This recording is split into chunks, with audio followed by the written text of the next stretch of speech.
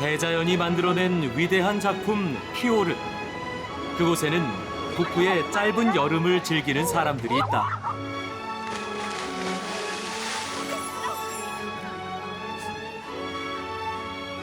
전설 속 도깨비 트롤이 사는 곳. 그리고 왕복 20km를 걸어야만 만날 수 있는 트롤 퉁가.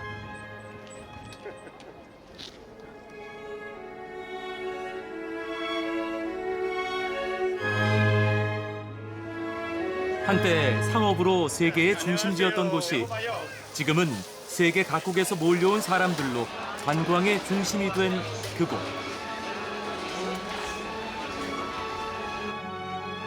걷고 숨 쉬고 온몸으로 느끼는 여행. 북부의 짧은 여름을 지금 만난다.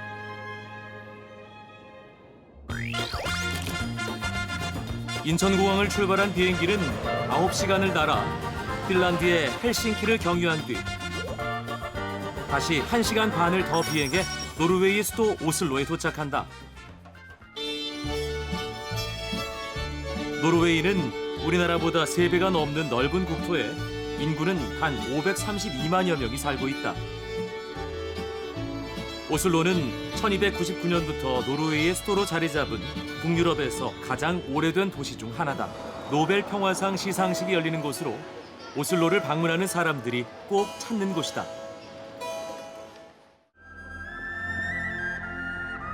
오슬로에서 서쪽으로 300여 킬로미터를 가면 아름다운 작은 마을 플롬에 도착한다. 플롬은 인구 500여 명의 작은 마을이지만 플롬 산악열차가 출발하는 곳으로 매년 약 50만 명의 관광객이 이곳을 찾고 있다. 플롬역 옆 무료로 운영되는 박물관에선 1940년 플롬 산악열차가 만들어질 때의 모습을 볼 수 있다. 당시에는 기계가 발달하지 않아 철도공사 대부분을 직접 사람들이 손으로 하며 엄청난 어려움을 겪었다는데 지금은 이 지역 최고의 관광 자원이 돼 있다. We're going from Flom to Myrdal up, 1 hour up and 1 hour down. We back from Myrdal to Flom. And this is 2 hours round trip. A very beautiful trip with panoramic train, with beautiful views and everything. And we have a lot of tourists here. And this is the most popular attraction here in Flom. 플롬역을 출발한 열차는 아름다운 계곡을 따라 20여 킬로미터 떨어진 미르달역까지 운행하는데 관광 성수기인 5월부터 9월까지는 하루 10회 정도를 왕복한다.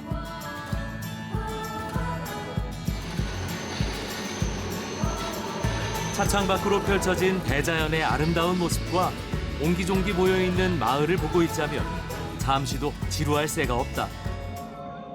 해발 650m에 위치한 스테가스테인 전망대는 강철 지지대에 소나무 바닥을 놓아 만들었는데 사람들의 인생사진 포인트로 잘 알려져 있다. 바라보고 있는 것만으로도 힐링이 되는 느낌. 호수처럼 잔잔해 보이는 송레 피오르는 대서양에서부터 육지 안쪽 깊숙이까지 뻗은 바다 협곡으로 노르웨이에서 가장 긴 피오르다.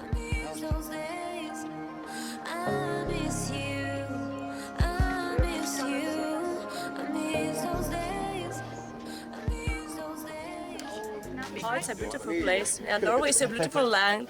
Yeah, but it's very different. Yeah, we came from about 100 kilometers from south, so it's looks different here than it in south. 나는 노르웨이에서 꼭 도전해보고 싶은 것이 있었다.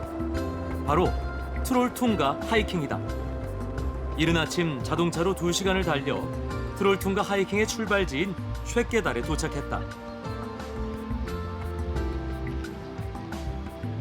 노르웨이 3대 하이킹 코스 중 하나인 트롤퉁가. 여름철에는 보통 하루에 1000명 이상이 하이킹에 나서는데 오전 8시 전에 출발하는 것이 일반적이다. 안전을 위해 개인들이 자유롭게 하이킹을 할 수 있는 기간은 6월부터 9월까지다. 나는 전문 가이드 셀리나의 도움을 받기로 했다. We end up here today. That's the goal, Trolltunga. It's going to be 24 kilometer, and also it's the same way back again. So when we are in Trolltunga, we are half away. And it's going to be a beautiful hike, and all of the viewpoint along the road is the most beautiful scenery we have. 약 10,000원 정도의 요금을 내면 첫 2km 구간은 셔틀버스를 이용할 수 있다. 물론 체력에 자신이 있다면 걸어도 되지만 많은 사람이 여기에서 체력을 소진하고 심지어 포기하는 사람도 있다고 한다.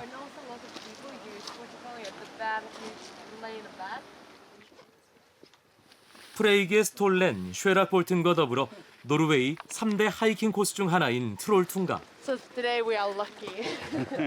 Really lucky. 자, 이제 시작이다.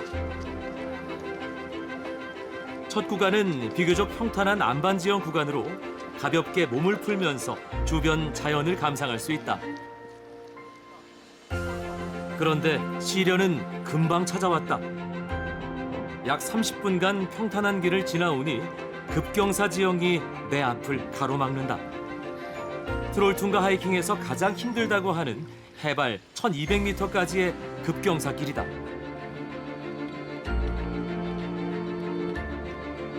올라도 끝이 보이지 않는다. 여기에서 포기하는 사람들도 적지 않다고 한다. Now we are on the highest point. We did it. We have already hiked up 800 meters elevation. So we are on 1,200 meters over ocean level. And we have the beautiful glacier behind us. And that's called Folgefonna. It's the third biggest glacier in Norway. 전망대에서 본 협곡의 오른쪽엔 작은 규모의 폭포가 흘러내린다.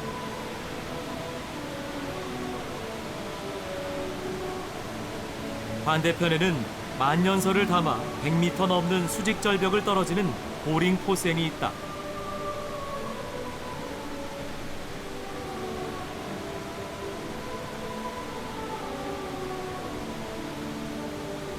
천둥처럼 쏟아져 내리는 폭포수.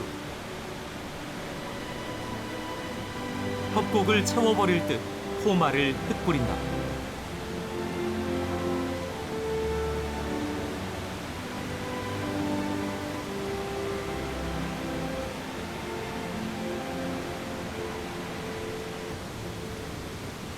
사람들은 그 모습을 담기 위해 연신 셔터를 누른다.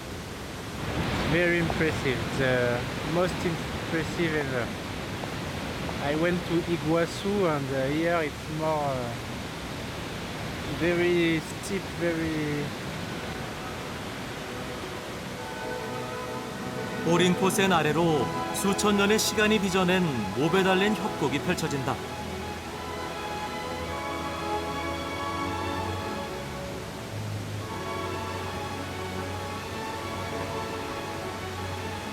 비현실적인 협곡의 다양한 모습들.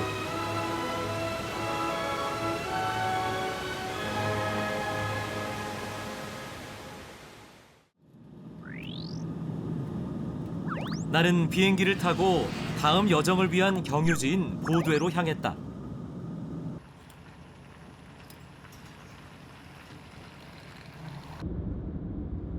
페리 출발까지 2시간 정도 시간이 남아 세계에서 가장 격렬한 조류를 볼 수 있다는 곳을 찾았다.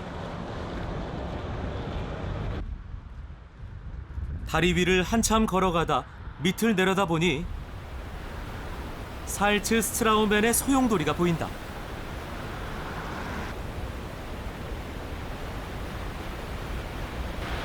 두 피오르의 해수면 높이 차로 발생한 소용돌이는 시속 40km의 속도로 맹렬히 해협을 빠져나간다. 크기가 10m나 되는 소용돌이도 있다고 하는데 성능 좋은 모터를 가진 관광보트도 소용돌이를 이기기는 힘들어 보였다.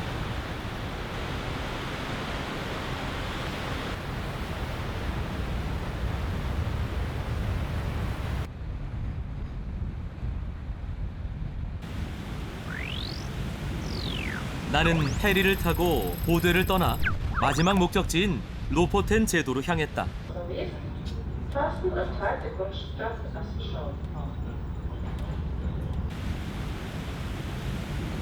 약 3시간 정도 이동을 해서 목적지인 모스케네스 항에 도착했다.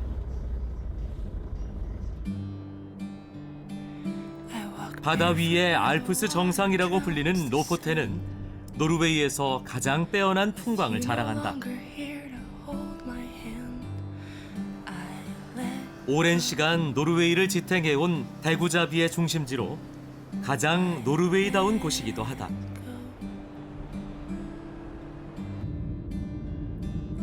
로포텐 도착 후 가장 먼저 찾은 곳은 노르웨이에서 가장 아름다운 마을로 선정된 레인의 마을.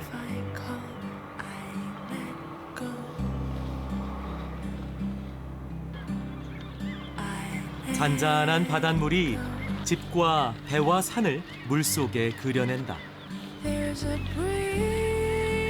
이곳 주민들 대부분은 어업에 종사한다고 한다.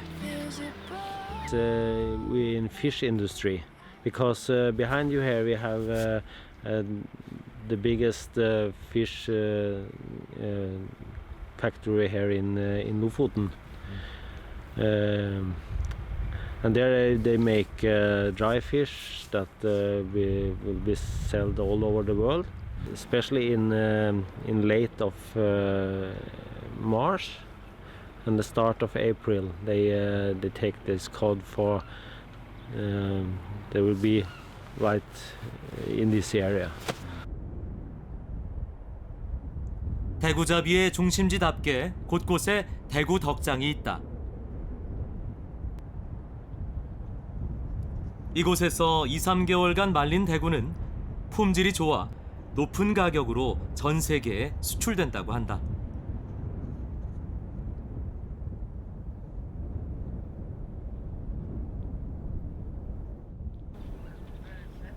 이곳에선 바닷가에 위치한 조그만 집들을 자주 보게 된다. 어민들의 오두막 로르부에르다.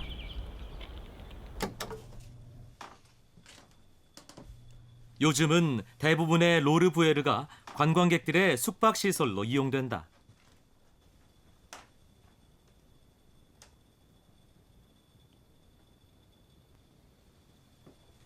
웬만한 고급 호텔처럼 잘 꾸며진 만큼 비용도 만만치 않지만 로포텐에서만 볼 수 있는 독특한 시설이라고 하니 오늘은 무리해서 이곳에서 묵기로 했다.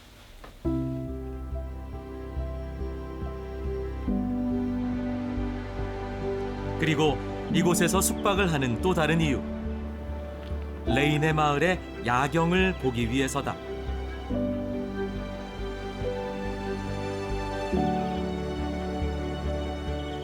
물에 비친 집들의 불빛. 마치 동화 속 마을을 보는 듯하다.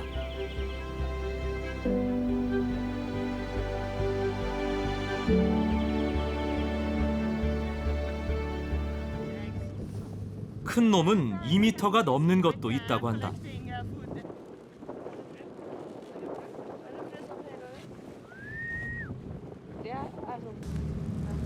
인간의 발길이 닿긴 힘든 곳. 어쩌면 독수리들에겐 천혜의 서식지가 될 수 있겠다는 생각이 들었다. 다시 한번 고개하듯 비에게 물고기를 채가는 독수리. 보기 힘든 광경을 연속으로 만나는 행운을 얻었다. 떠나야 할 시간. 바다 독수리가 인사하듯 하늘을 맴돈다. 돌아오는 길. 노르웨이의 아름다운 풍경을 꼭꼭 눈으로 새기며 가슴 속에 담아본다.